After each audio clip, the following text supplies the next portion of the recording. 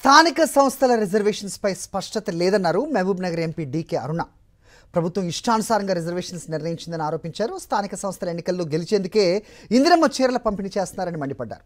కేంద్రం నుంచి రావాల్సిన 3,000 కోట్ల కోసమే ప్రభుత్వం ఎన్నికలకు సిద్ధమైందని విమర్శించారు. ఇందిరమ్మ చీరలు కట్టుకుని ఓటింగ్లో పాల్గొనాలని సీఎం రేవంత్ రెడ్డి కోరటం హాస్యాస్పదమన్నారు.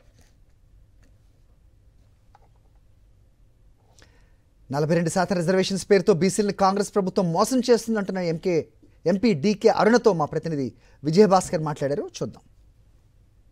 స్థానిక సంస్థల ఎన్నికలకు ప్రభుత్వం త్వరలో నోటిఫికేషన్ విడుదలవుతుండేటువంటి నేపథ్యంలో ఇప్పటికే ఆయా జిల్లా కలెక్టర్లు రిజర్వేషన్లకు సంబంధించినటువంటి గజెట్ విడుదల చేయడం జరిగింది. ఈ నేపథ్యంలో గ్రామీణ ప్రాంతాల్లో ఇక ఎన్నికల వాతావరణం నెలకొన్నది.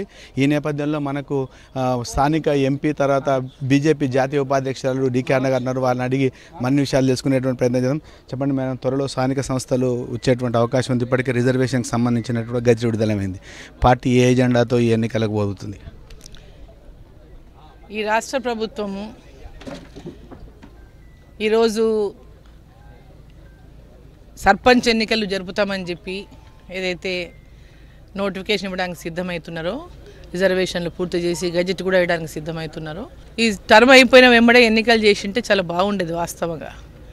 కానీ ఓటమి భయంతోన ఆ రోజు ఎన్నికలు పోవడానికే వాళ్ళు భయపడి వెనక్కి తగ్గుతా వచ్చి ఇది అది అనుకుంటా కన్ఫ్యూజన్ చేసి ఎన్నికలు తాత్సారం చేయడానికి ఈ రాష్ట్ర ప్రభుత్వం ప్రయత్నాలు చేసింది.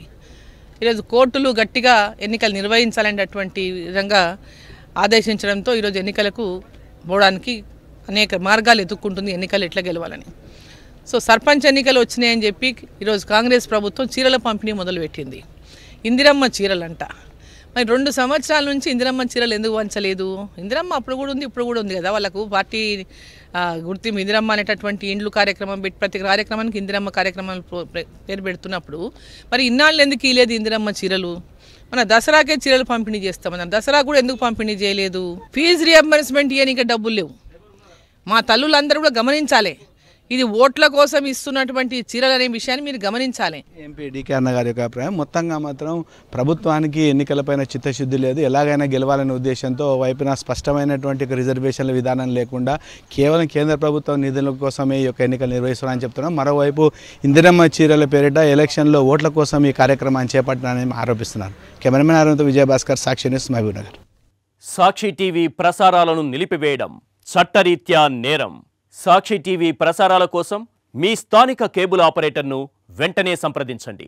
DTHలో ఇంటర్నెట్లో కూడా సాక్షి టీవీ ప్రసారాలను వీక్షించవచ్చు.